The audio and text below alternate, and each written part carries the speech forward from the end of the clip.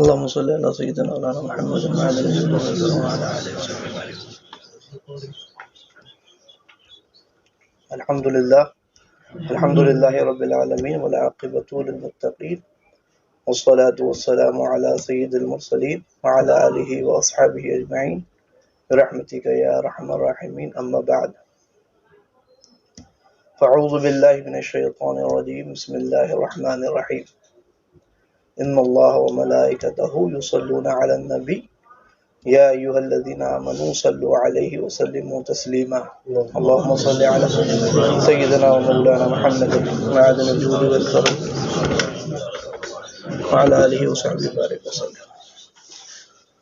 بہت سارے طلباء نے جو ہے خواہش ظاہر کی تھی آپ لوگوں میں سے کہ کوئی کتاب درس میں شروع کرائی جائے، تو میں نے سوچا کہ ایک ایسی کتاب شروع کرائی جائے جو آپ میں سے ہر طالب علم کو مفید ہو، اس سے استفادہ کر سکے. تو شرح معانی الاثار جو ہے اس کا انشاءاللہ درس ہم شروع کریں گے. اور اس سے پہلے شرح معانی الاثار کا درس شروع کرنے سے پہلے حدیث کے متعلق کچھ ایسے ابحاث جو تمہیدی طور پر اور مقدمے کے طور پر ضروری ہیں، جیسے حدیث کی ضرورت اور حدیث کی حجیت کے تعلق سے، اس پر بھی انشاءاللہ مختصر سے گفتگو ہوگی. اور حدیث کے مصطلحات اور تدوین حدیث کی جو تاریخ ہوتی ہے، یہ عموماً یہاں پڑھایا نہیں جاتا، اس پر بھی انشاءاللہ تفصیل سے ہم لوگ گفتگو کریں گے. اور مناہج محدثین، یہ بھی ایک فن ہوتا ہے، یہ بھی بحث ہوتی ہے جو درس حدیث میں طلبہ مشغول ہوتے ہیں ان کو پڑھائی جاتی ہے. یعنی محدثین کے کیا نہج ہے، کیا ان کا اسلوب ہے، اپنی کتابوں میں حدیث کس طور پر وہ درج کرتے ہیں، اور امام بخاری کا کیا اسلوب ہے، امام مسلم کا کیا اسلوب ہے، امام ترمذی کا. اور پھر چونکہ شرح معانی الاثار بھی وہ اسی زمانے کے مصنف ہیں جو زمانہ امام بخاری اور امام مسلم وغیرہ کا ہے، اسی کے قریب کے زمانے کے حضرت امام ابو جعفر طحاوی بھی ہیں. تو ان کا کیا اسلوب ہے، تو انشاءاللہ اس پر بھی گفتگو ہوگی. اور جو بھی ایک ہفتہ کا وقت جو بھی لگے اس پر، اور ایک ہفتہ یا اور زیادہ وقت لگے یا اس سے کم میں ہو جائے، پھر انشاءاللہ شرح معانی الاثار کا درس شروع کریں گے ہم لوگ، اور انتہائی خلوص کے ساتھ اور مکمل احترام اور ادب کے ساتھ انشاءاللہ پڑھیں گے، تو اس کے برکات بھی نصیب ہوں گے. اور حضور نبی کریم علیہ الصلوۃ والتسلیم کے متعلق اللہ تبارک و تعالیٰ نے ارشاد فرمایا: انا انزلنا الیک الذکر لتبین للناس ما نزل الیہم ولعلہم یتفکرون، کہ اے حبیب ہم نے تمہاری طرف یہ ذکر اتارا تاکہ تم لوگوں کے لیے بیان کر دو جو ان کے لیے اتارا گیا.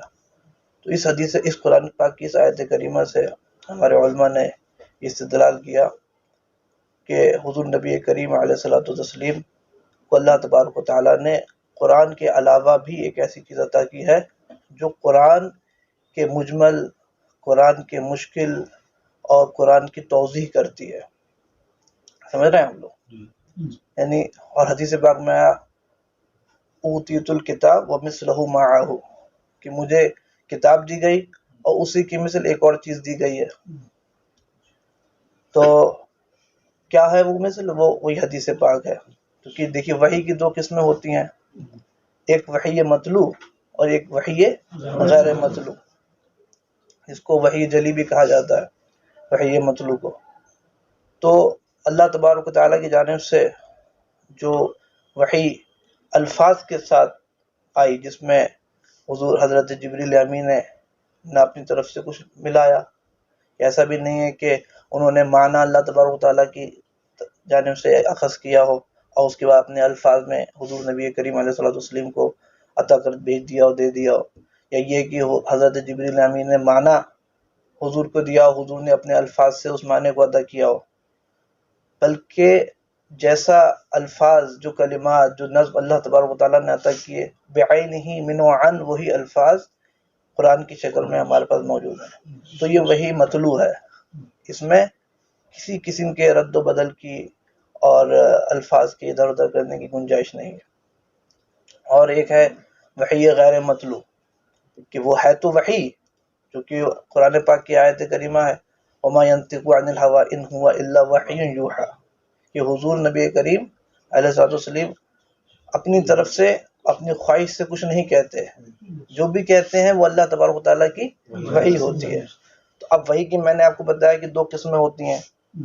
تو وحی مطلوع تو قرآن پاک ہو گیا، اور وہ وحی جو اللہ تبارک و تعالیٰ کی طرف سے الفاظ کے ساتھ نہیں ہوتی ہے، بلکہ اللہ معنی بیان فرماتا ہے، اللہ تعالیٰ معنی کی وحی کرتا ہے. حضور نبی کریم علیہ الصلوۃ والتسلیم اپنے الفاظ سے، اپنے کلمات سے اس کو ادا فرماتے ہیں، اس معنی کو جو اللہ تعالیٰ نے حضور کو معجزہ عطا کیا جوامع الکلم کا، کہ بہت زیادہ بات کو چھوٹے سے مختصر کلمات سے ادا کر دیتے تھے، مختصر الفاظ سے.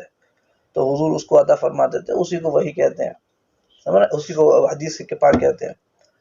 تو حدیث کی ضرورت تو اس سے بھی ظاہر ہوتی ہے کہ ویسے تو قرآن پاک میں سب کچھ ہے، وَنَزَّلْنَا عَلَيْكَ الْكِتَابَ تِبْيَانًا لِكُلِّ شَيْءٍ، اور ہم نے تمہارے اوپر کتاب اتاری ہر شے کا روشن بیان.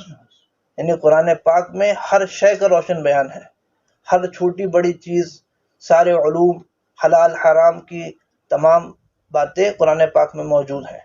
مگر اب اس میں کیا ہے کہ بھئی ہم اس تک پہنچ سکیں نہ پہنچ سکیں، کچھ باتیں مجمل ہیں، کچھ باتیں مشکل ہیں، کچھ باتیں تفصیل طلب ہیں.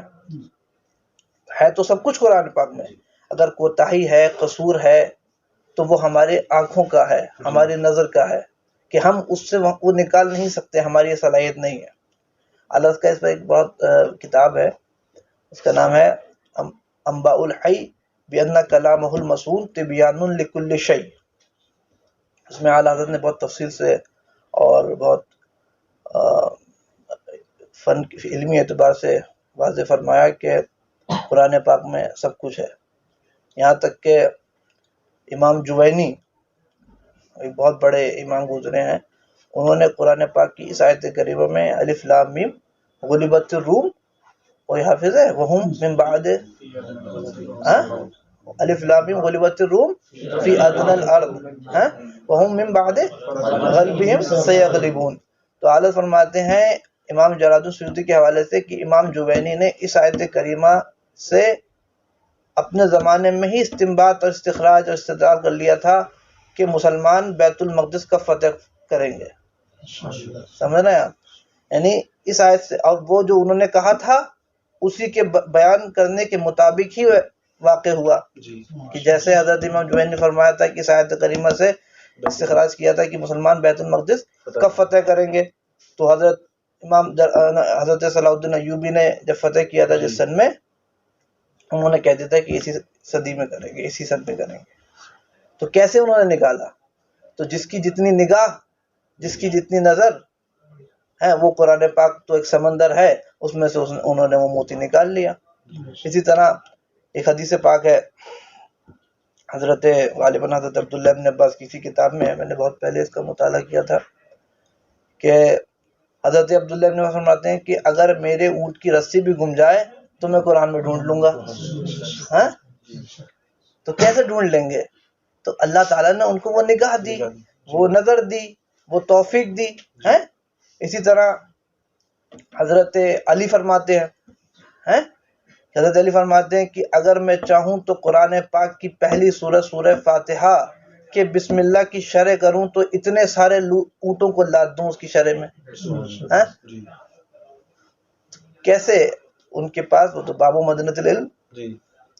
تو قرآن پاک میں تو سب کچھ ہے، مگر ہماری نظر کا قصور کہ ہم اس کو دیکھ نہیں سکتے. تو ہمیں حضور نبی کریم علیہ الصلوۃ والتسلیم کے بیان کی ضرورت ہے، اس کی حاجت ہے، حدیث کی ضرورت ہے، حدیث کی حاجت ہے. اور حدیث میں کیا ہے؟ اب قرآن پاک میں ہے اقیم الصلاۃ، میں نماز قائم کرو. تو قرآن میں تو یہ کہیں نہیں ہے کہ کتنے عدد نماز پڑھی جائے یا نماز کی کیفیت کیا ہے یا کتنے رکعت پڑھی جائے ہیں کس وقت پڑھی جائے، اس کی بالکل واضح طور سے تو موجود ہے نہیں. تو اب کیسے پڑھی جائے؟ حضور نے فرمایا صلو کما رأیتمونی اصلی، ایسے پڑھو جیسے مجھے پڑھتے دیکھتے ہو. جب میں جیسے پڑھتے رہوں ویسا تم جو ہے مجھے دیکھ دیکھ کے. تو حضور کا بیان، حضور کی حدیث کبھی قولی ہوتی ہے، کبھی فعلی ہوتی ہے، اور تقریری بھی ہوتی ہے. تقریری کا معنی آپ لوگ جانتے ہو کہ حضور نبی کریم علیہ الصلوۃ والسلام کے سامنے کوئی قول یا کوئی فعل ہو، حضور نے اس پر منع نہ فرمایا ہو. تو ایسا ناممکن ہے کہ حضور کے سامنے کوئی ایسا فعل ہو جو جائز نہ ہو یا جو حرام ہو اور حضور منع نہ فرمایا اس پر، ہے نا. تو حضور نے فرمایا صلو کما رأیتمونی اصلی، ہیں ایسے پڑھو جیسے مجھے دیکھتے ہو پڑھتے ہوئے. اسی طرح قرآن میں وَأْتُوا الزَّکَاۃ کہ زکات ادا کرو. تو اب کیسے ادا کریں زکات، کتنے مال پہ ادا کریں زکات، کب ادا کریں زکات، یہ تو اس کی تو کوئی تفصیل قرآن پاک میں نہیں ہے. تو یہ سب حضور کے بیان کرنے سے اور حضور کی تفصیل کرنے سے ہمیں معلوم ہوا. اسی طرح حضور کبھی عام کی تخصیص فرماتے ہیں کہ کوئی حکم قرآن پاک میں عام ذکر ہے عام طور پر، اور حضور اس کی تخصیص فرما دیتے ہیں. سمجھ رہے ہیں آپ لوگ؟ اسی طرح قرآن پاک میں مطلب السارق والسارقۃ فاقطعوا ایدیہما، چور اور چورنی ان کے ہاتھ کاٹ دو. تو سوال یہ ہے کہ بھئی کیسے کاٹ دو، کہاں سے کاٹو؟ ہاتھ تو یہاں سے لے کر یہاں تک کہا جاتا ہے ہاتھ کو، تو یہاں سے ہاتھ کاٹ دو.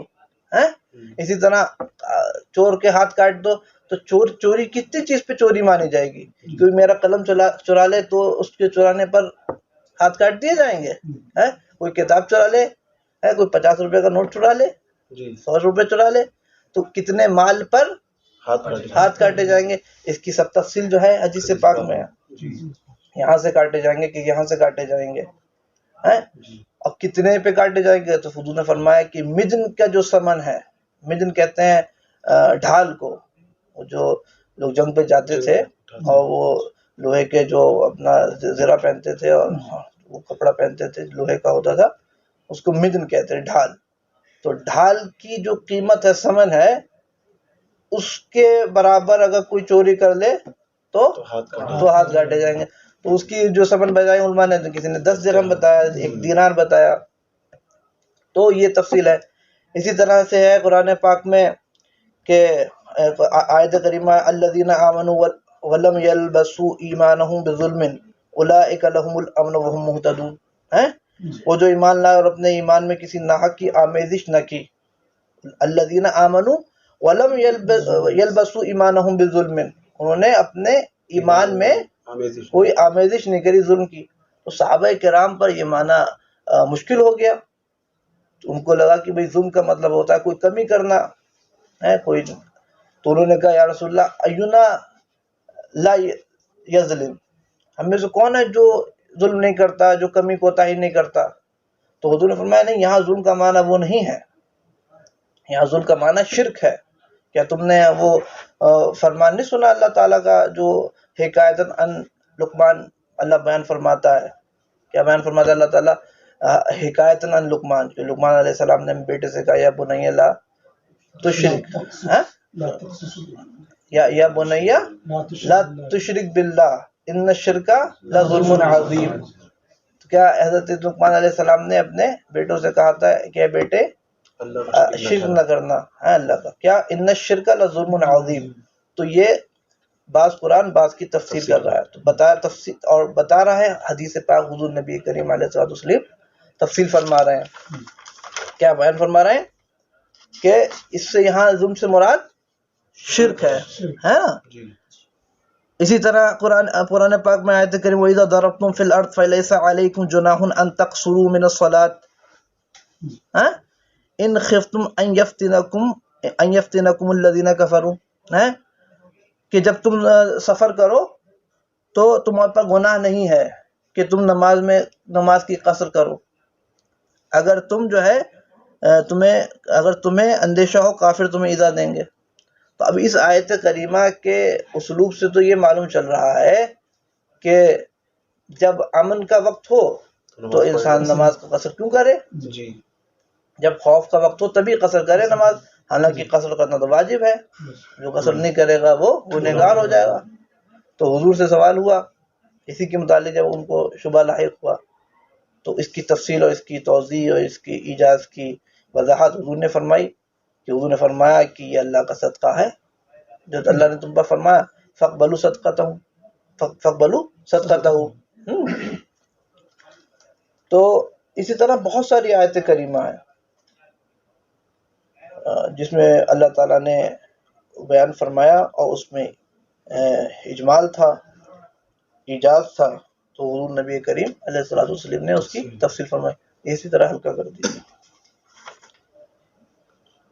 اور اسی طرح حضور نبی کریم علیہ الصلوۃ والسلام نے بہت ساری ایسی باتیں تھیں جس کا قرآن پاک میں کہیں کوئی ذکر نہیں تھا، لیکن حضور نے اس کو حرام فرمایا، جیسے کہ قرآن پاک میں درندوں کے کھانا حرام ہے، درندہ جانور کا، اس کا کوئی ذکر نہیں تھا، حضور نے اس کو حرام فرمایا۔ حضور نے گدھے کی گوشت کو حرام فرمایا، قرآن پاک میں اس کا کہیں ذکر نہیں تھا۔ اسی طرح حضور نے جمع بین الاختین کو حرام فرمایا، پھوپھی اور بھتیجی کو جمع کرنا حرام فرمایا۔ جمع بین الاختین کا ذکر تو قرآن پاک میں ہے، لیکن پھوپھی اور بھتیجی کو ایک نکاح میں جمع کرنے کا ذکر قرآن پاک میں نہیں ہے، اور خالہ اور بھانجی کو بھی جمع کرنے کا نکاح میں، اس کی حرمت کا ذکر بھی قرآن پاک میں نہیں ہے۔ تو حضور نبی کریم علیہ الصلوۃ والسلام نے اس کی تفصیل فرمائی ہے، اس کو مستقل طور سے اس کی حرمت کا ذکر فرمایا۔ تو یہ حدیث پاک کی گویا ضرورت ہے، اور حجیت کے تعلق سے بہت ساری قرآن پاک میں آیتیں ہیں جس سے واضح ہوتا ہے کہ اللہ تبارک و تعالیٰ نے قرآن کو، حدیث پاک کو حجت قرار دیا، اور اس میں بہت ساری آیتیں یہ ہے کہ ایک تو آیت آپ لوگ سنتے رہتے ہیں ما آتاکم الرسول فخذوہ وما نہاکم عنہ فانتہوا۔ اسی طرح حضور نبی اللہ تبارک و تعالیٰ نے ارشاد فرمایا ما کان لمؤمن ولا مؤمنۃ اذا قضى الله ورسوله امرا ان يكون لهم الخيارة من امرهم ومن يعص الله ورسوله فقد ضل ضلالا مبینا، کہ نہ مومن مرد اور نہ مومن عورت کو یہ پہنچتا ہے کہ جب اللہ اور رسول کوئی فیصلہ فرما دیں تو ان کے لیے ان کے معاملے میں کوئی اختیار ہو، کہ جب اللہ اور رسول نے کوئی فیصلہ فرما دیا تو اب ان کے لیے کوئی اختیار باقی نہیں رہا، اور جس نے اللہ اور رسول کی مخالفت کری تو وہ سری گمراہی میں پڑا ہے نا۔ اسی طرح قرآن پاک کی آیت ہے فَلَا وَرَبِّكَ لَا يُؤْمِنُونَ حَتَّى يُحَكِّمُوكَ فِي مَا شَجَرَ بَيْنَهُمْ، اور آگے کیا ہے ثُمَّ لَا يَجِدُوا فِي أَنفُسِهِمْ حَرَجًا مِمَّا قَضَيْتَ وَيُسَلِّمُوا تَسْلِيمًا۔ اے حبیب تمہارے رب کی قسم یہ مسلمان اس وقت تک ایمان نہیں لائیں گے، یہ مومن نہیں ہوں گے اس وقت تک جب تک کہ تمہیں اپنے آپس کے مشاجرات میں حاکم نہ مان لیں، فیصل نہ مان لیں، اور پھر جو تم فیصلہ کرو اس کے آگے سر تسلیم خم نہ کر دیں، وَيُسَلِّمُوا تَسْلِيمًا، اور دل سے اس کو تسلیم نہ کر دیں۔ تو حضور کا جو فرمان ہے اس کے آگے، حضور کا جو فیصلہ ہے اس کے آگے سر تسلیم خم کر دینے کا نام ایمان ہے۔ بلکہ اسلام کا معنی کیا ہے؟ اسلام کا لغوی معنی ہے تو گردن جھکا دینا۔ گردن جھکانے کا مطلب کیا ہوتا ہے؟ گردن جھکانے کا مطلب یہ ہوتا ہے کہ میں اس پر کوئی معارضہ قائم نہیں کر رہا ہوں، میں کوئی مخالفت نہیں کر رہا ہوں، آمنا و صدقنا، جو آپ نے فرمایا وہی صحیح ہے، وہی حق ہے، اس کی میں تصدیق کرتا ہوں۔ اور حضور کی حدیث پاک بھی ہے کہ مومن وہی ہے کہ جس کی ہوائے نفس اس بات کی تابع ہو جائے جو میں اللہ تبارک و تعالیٰ کے پاس سے لے کر کے آیا ہوں۔ تو یہ سر تسلیم خم کر دینے کا نام ہی ایمان اسلام ہے۔ اس طرح سے اور بھی بہت ساری آیتیں ہیں جس سے حدیث پاک کی حجت ثابت ہوتی ہے۔ تو دراصل معاملہ یہ ہے کہ آج کے زمانے میں اور پچھلے زمانے میں بھی بہت سارے منکرین حدیث پیدا ہوئے جنہوں نے حدیث پاک کا انکار کیا، اور انہوں نے کہا کہ بھئی جو کچھ قرآن پاک میں ہے وہی ہمارے لیے کافی ہے، ہمارے لیے بس ہے۔ اور اس طرح کے منکرین حدیث ہمارے زمانے میں بھی ہیں، بلکہ ہمارے زمانے میں زیادہ ہیں۔ اس کی وجہ یہ ہے کہ آج جو ہے وہ سائنس کا زمانہ ہے، سائنس کا ترقی یافتہ زمانہ ہے، تو اب قرآن پاک میں تو موٹی موٹی باتیں لکھی ہیں، تو موٹی موٹی باتوں پر عمل کرنا آسان ہے، اور اس کی تفصیل میں جو شریعت سے ثابت ہوتی ہیں باتیں اس پر عمل کرنا مشکل ہے۔ تو وہ یہی کہتے ہیں کہ بیننا و بینکم کتاب اللہ۔ یہ آپ کے سر سید احمد خان جو تھا، یہ نیچری تھا، اس نے کیا کیا، اس نے بھی یہی کہا تھا کہ بھئی قرآن پاک میں تو قطعیات ہیں، تو جو بات عبارت النص سے ثابت ہے وہاں تو کسی چون چرا کی گنجائش نہیں ہے، لیکن جو اشارت النص یا دلالت النص سے بات ثابت ہے، یا جو حدیث سے ثابت ہے، خبر واحد سے ثابت ہے، اور سائنس سے ٹکراتی ہے اور دور جدید کے جو ان کے نظریات ہیں اس سے ٹکراتی ہے، اسے چھوڑ دو، اس کو ماننے کی کیا ضرورت ہے، وہ یہ کہتا ہے۔ تو یہ ایک قسم کا انکار حدیث ہے، ٹھیک ہے، کیونکہ اب اگر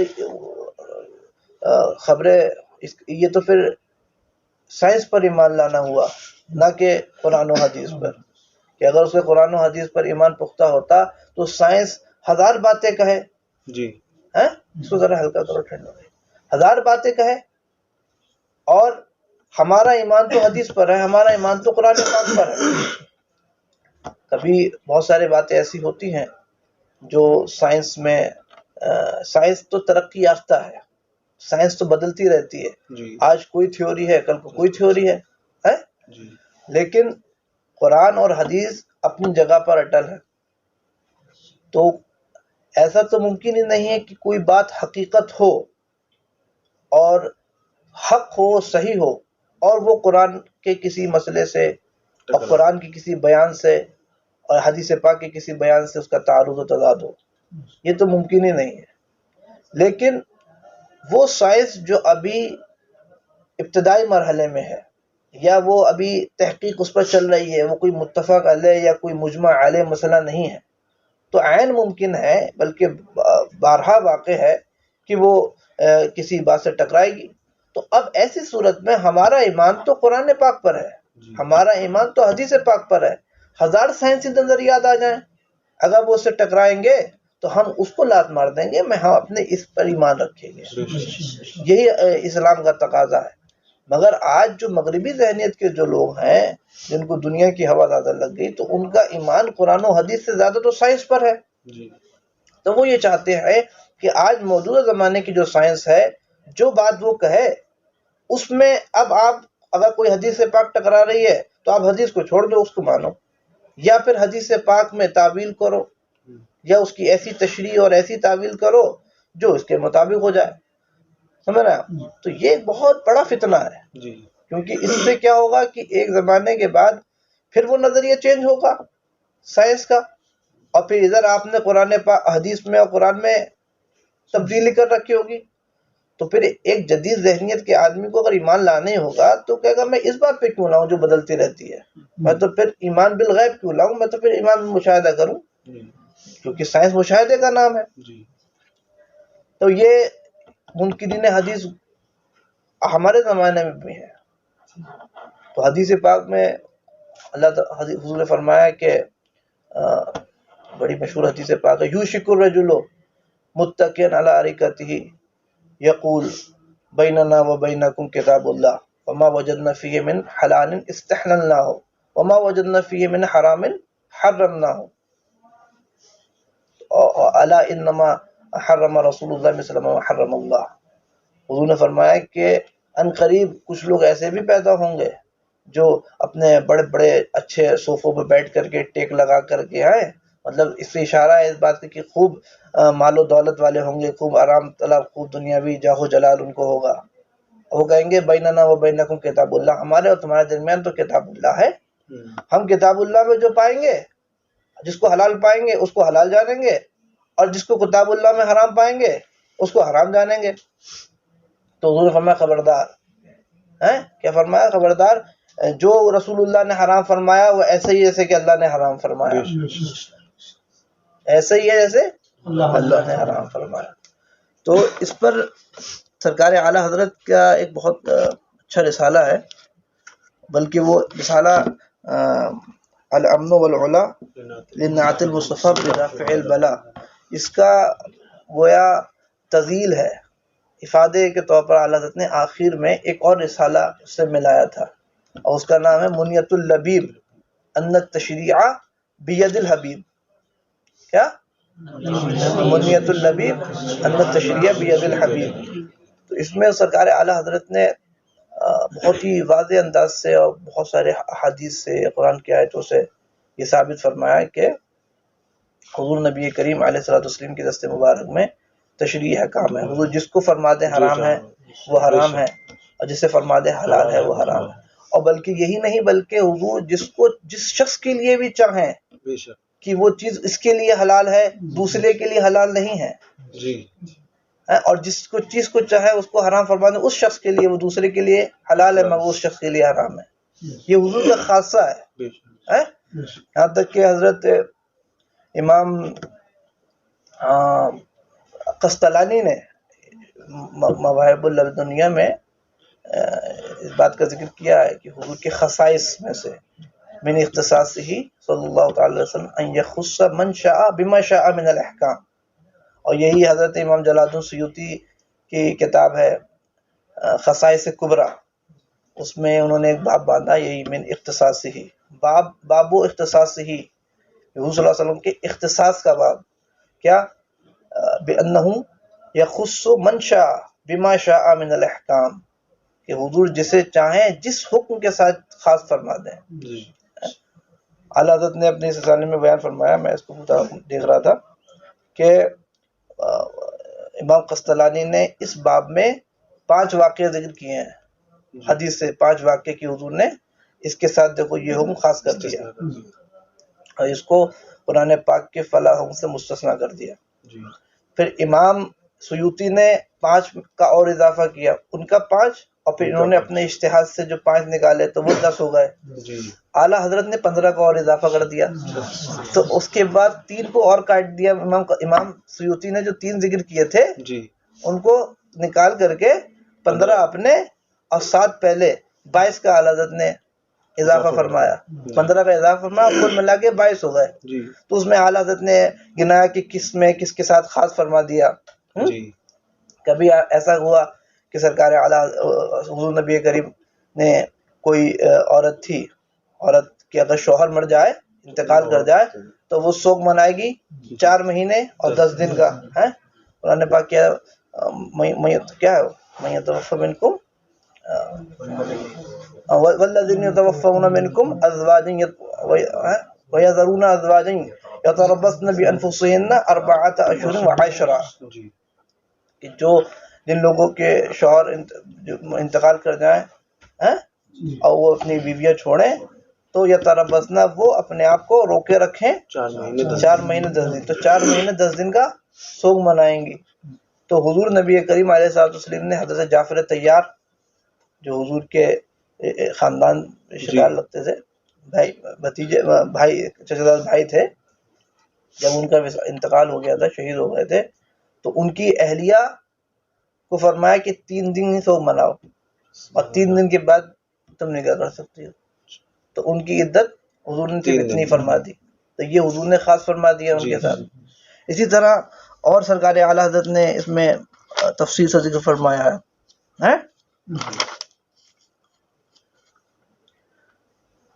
تو میں اس میں سے کچھ آپ کو سنا دوں حدیثیں. جیسے حضور نے فرمایا کہ میں نے جو ہے حرم کو مدینہ کے جو حرم بنایا، تو حضرت عباس نے فرمایا الا الاذخر، کہ حضرت یا رسول اللہ اذخر ایک گھاس ہے مخصوص قسم کے گھاس، اس کو مستثنا فرما دیں، کیونکہ اذخر کو وہ استعمال میں لاتے تھے گھر کے کھانے وانے جلانے وغیرہ کے. تو حضور نے فرمایا ٹھیک ہے، اذخر کو ہم نے خاص کر دیا. سمجھ رہے ہیں آپ لوگ؟ تو یہ حضور کی تخصیص ہے کہ جس کو چاہا، جس حکم سے چاہا مستثنا فرما دیا. اسی طرح حدیث پاک میں لولا ضعف الضعیف والسقم السقیم لاخرت صلاۃ العتمہ، کہ اگر کمزور کی کمزوری نہ ہوتی، بیمار کی بیماری نہ ہوتی تو میں عشاء کی نماز کو مؤخر کر دیتا. لیکن حضور نے اس کا خیال فرما کر اس کو نہیں حکم فرمایا. اس سے پتہ چلا کہ حضور کے ہاتھ میں تشریع احکام ہیں. اسی طرح حدیث پاک میں آیا کہ حضور نے جب حج کی فرضیت کا ذکر فرمایا تو ایک صحابی نے پوچھا یا رسول اللہ کیا ہر سال فرض ہے؟ تو فرمایا حضور نے فرمایا کہ نہیں، ہر سال نہیں ہے. اگر میں ہاں کہہ دیتا تو تمہارے پاس ہر سال فرض ہو جاتے. لا ولو قلت نعم لوجبت، ہر سال ہے نہیں، لیکن اگر میں نام کہہ دوں تو ہر سال کے لیے فرض ہو جائے گا. تو اس سے کیا ظاہر ہوا کہ حضور نبی کریم کے دست مبارک میں تشریع احکام ہے. فرمایا ذرونی ما ترکتم فانما هلك من كان قبلكم بكثرة سؤالهم واختلافهم على انبیائهم فاذا امرتكم بشيء فاتوا منه ما استطعتم واذا نهيتكم عن شيء فدعوه. فرمایا کہ حضور نے فرمایا چھوڑ دو، جتنا میں کہوں اتنے میں چھوڑ دو، اس لیے کہ تم سے پہلے وہ جو لوگ تھے وہ کثرت سوال کی وجہ سے ہلاک ہو گئے. یہ زیادہ زیادہ سوال کرتے تھے اور پھر پھنستے چلے جاتے تھے. فرمایا کہ جب میں تمہیں کسی چیز کا حکم دوں تو تم سے جتنا ہو سکے اس کو ادا کرو. فَأْتُوا مِنْهُ مَا اسْتَطَعْتُمْ وَإِذَا نَهَيْتُكُمْ عَنْ شَيْءٍ فَدَعُوهُ، اور میں جس چیز سے تمہیں منع کروں اس سے باز آ جاؤ. ہے نا؟ تو کثرت سوال سے منع فرمایا ہے. اب کوئی کہہ دے آج کے زمانے میں کہ یہ لوگ علماء کرام سے اتنے سوالات کرتے ہیں تو یہ کثرت سوال نہیں کرنا چاہیے، تو کیا جواب دیں گے؟ کہیں گے کثرت سوال کریں گے پھنس جائیں گے، جو بس سمجھ میں آئے اسی پر عمل کر لو. تو وہ اصل میں مسئلہ حضور کے ساتھ ہے نا، کہ حضور نبی کریم علیہ الصلوۃ والسلام جو زبان سے فرما دیں گے وہ شریعت بن جائے گی. اور حضور نے جب شریعت بنا دی تو اب کثرت سوال اس شریعت کے بارے میں تو کر سکتے نا کہ حکم کیا ہے ہمارے شریعت میں اس متعلق. جیسے ابھی دارالفتہ کھلا ہے، علماء کرام سے لوگ مسائل پوچھتے ہیں تو کثرت کے ساتھ پوچھتے ہیں نا. کبھی کبھی تو ایسی پیچیدہ مسائل پوچھ لیتے ہیں جس کی بہت شاذ ہوتے ہیں، نادر ہوتے ہیں. تو اب ان سے یہ تھوڑی کہا جائے گا کہ کثرت سوال سے منع کیا، کیوں کا سوال کر رہا ہو اس کے بارے میں. اگر کوئی غیر ضروری سوال ہے تو کہہ سکتے ہیں آپ کی اس سوال میں پڑھنے کی حاجت نہیں ہے. سمجھ رہے ہیں آپ لوگ؟ تو حضور کے خصائص میں سے ہے یہ. اسی طرح حضرت براء ابن عازب کے ماموں تھے ابو بردہ ابن نیار، انہوں نے نماز عید سے پہلے قربانی کر دی تھی، اور جب ان کو معلوم ہوا کہ یہ کافی نہیں ہے تو انہوں نے حضور نبی کریم علیہ السلام سے عرض کیا یا رسول اللہ میں تو کر چکا، اب میرے پاس 6 مہینے کا بکرا ہے، بکری کا بچہ ہے، اب کیا کروں؟ مگر سال بھر والے سے اچھا ہے. تو حضور نے فرمایا اجعلها مکانها ولن تجزی عن احد بعدک،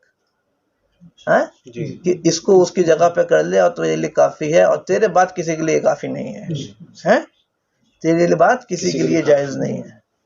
تو یہ حضور نے ان کو خاص فرما دیا، حکم تھا عام.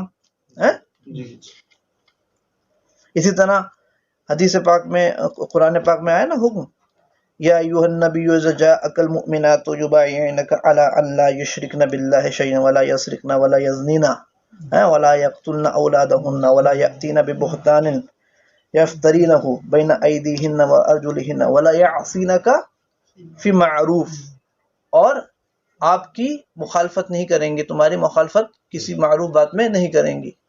تو جب یہ آیا تو معروف بات یہ بھی گناہ ہے اسلام میں، نوحہ کرنا، کسی انتقال پر نوحہ کرنا، رونا پیٹنا. تو حضرت حضور نبی کریم علیہ الصلوۃ والسلام نے جو یہ حکم فرمایا تو حضرت ام عطیہ نے جو بیعت میں شامل تھی انہوں نے کہا یا رسول اللہ مجھے رونے پیٹنے دیجئے فلاں آل فلاں پر، کیونکہ انہوں نے میری مدد کی تھی فلاں موقع پر نوحہ کرنے میں، تو مجھے اس کا بدلہ تو چکانا ہے، ضروری ہے. تو کہا ٹھیک ہے تم اس کی چکا کے آ جاؤ، تمہارے لیے جائز ہے، اس کے لیے نوحہ کر کے آ جاؤ. حدیث پاک میں آیا فقال رسول اللہ صلی اللہ علیہ وسلم الا آل فلان، انہوں نے کہا یا رسول اللہ الا آل فلان فانہم كانوا اسعدونی فی الجاہلیہ فلا بد لی من ان اسعدہم، یا رسول اللہ آل فلاں کو اس سے مستثنی فرما دے میرے حق میں، اس لیے کہ انہوں نے جاہلیت میں، زمانہ جاہلیت میں میری مدد کی تھی نوحہ کرنے پر، تو مجھے بھی بدلہ چکانا ہے.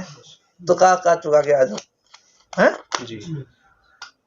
اسی طرح سرکار اعلیٰ حضرت نے اس میں ذکر فرمایا، یہ دیکھیے طبقات ابن سعد میں اسما بنت عمیس سے ہے کہ اسما بنت عمیس ان کی اہلیہ تھی حضرت جعفر طیار کی جو شہید ہو گئے تھے. تو سید عالم صلی اللہ علیہ وسلم نے فرمایا تسلبی ثلاث ثم اصنعی ما شئت، کہ 3 دن سنسار سنگار سے الگ رہو، پھر جو چاہو کرو.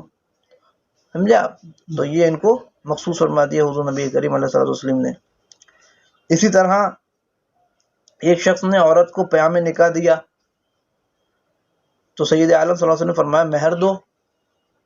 عرض کی یا رسول اللہ میرے پاس تو کچھ نہیں ہے.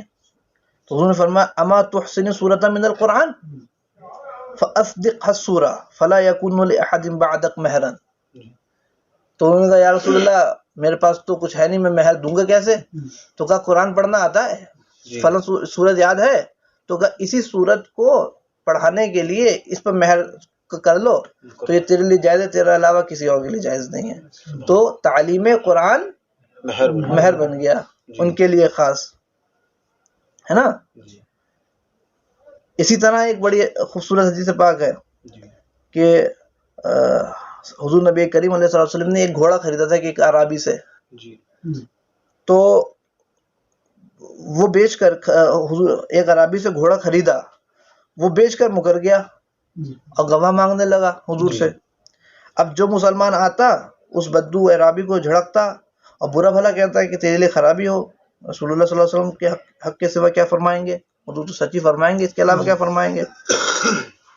اتنے میں حضرت خزیمہ حضور کے بارگاہ میں حاضر ہوئے اور گفتگو سن کر کے انہوں نے فرمایا انا اشہد انک قد بایعتہ، میں گواہی دیتا ہوں یا رسول اللہ آپ نے اس کو یہ بیچا تھا.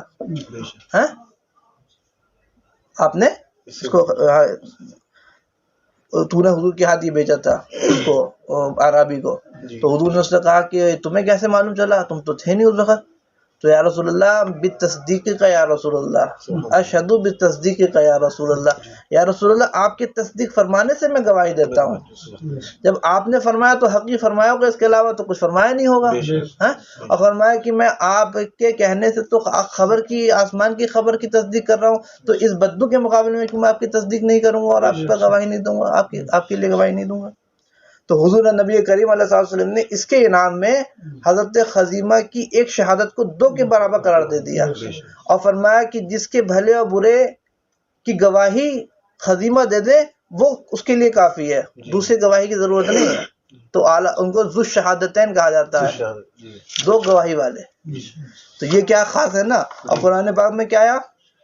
وَأَشْهِدُوا ذَوَا عَدْلٍ مِّنْكُمْ، کہ 2 گواہی چاہیے ہیں، لیکن حضور نے ان کے لیے خاص فرما دیا. اور ایک بہت ہی خوبصورت حدیث پاک ہے جو صحیح ستہ میں، حدیث پاک کی جو 6 کتابیں ہیں صحیح ستہ جنہیں کہا جاتا ہے، سب میں موجود ہے اور کئی صحابی سے ہے. حضرت ابو ہریرہ سے بھی ہے، حضرت عائشہ صدیقہ سے بھی ہے. ایک شخص نے بارگاہ اقدس میں حاضر ہو کر کے عرض کیا یا رسول اللہ میں تو ہلاک ہو گیا. اور میں کیا کیا؟ کہا یا رسول اللہ میں نے تو حالت روزے میں اپنی بیوی سے قربت کر لی اور نزدیک ہو گیا. تو حضور فرمایا کیا غلام آزاد کر سکتے ہو؟ تو انہوں نے کہا یا رسول اللہ میں تو نہیں کر سکتا غلام آزاد. تو کہا کہ تو 2 مہینے کے پے در پہ روزے رکھ سکتے ہو؟ تو کہا یا رسول اللہ 2 مہینے کے روزے بھی نہیں رکھ سکتا. تو کہا کہ اچھا تو 60 مسکینوں کو کھانا کھلا سکتے ہو؟ تو کہا یا رسول اللہ کھانا بھی نہیں کھلا سکتا. تو حضور نے پھر خاموشی اختیار فرمایا. پھر اتنے میں کوئی آدمی کھجور لے کر کے آیا اور حضور نے کہا کہاں گیا وہ سائل جو تھا؟ تو کہا کہ لبیک یا رسول اللہ. کہا لے جا اسی کو صدقہ کر دے. تو نے کہا یا رسول اللہ پورے مدینے مجھ سے زیادہ فقیر کوئی ہے ہی نہیں، پورے مدینے میں مجھ سے زیادہ فقیر کوئی ہے ہی نہیں، محتاج ہے نہیں. تو فرمایا حدیث میں فضحک النبی صلی اللہ تعالی وسلم حتی بدت نواجذہ. یہاں حضور نے اتنا ضحک فرمایا، اتنا تبسم فرمایا کہ حضور کے دندان مبارک ظاہر ہو گئے. تو کہا جا تو بھی کھا لے، اپنے اہل و عیال کو کھلا لے، تیرے سب سے اللہ نے صدقہ کفارہ ادا کر دیا. تو یہ حضور کی خاصیت ہے کہ حضور کے بعد اور صحابی کے علاوہ کسی اور کے لیے جائز نہیں ہے کہ اب وہ خود ہی یہ کوئی مسلمان کے لیے کہ ایسے کفارہ ادا کرے. سنا تو اعلیٰ حضرت پہ فرماتے ہیں مسلمانوں گناہ کا ایسا کفارہ کسی نے بھی سنا ہوگا؟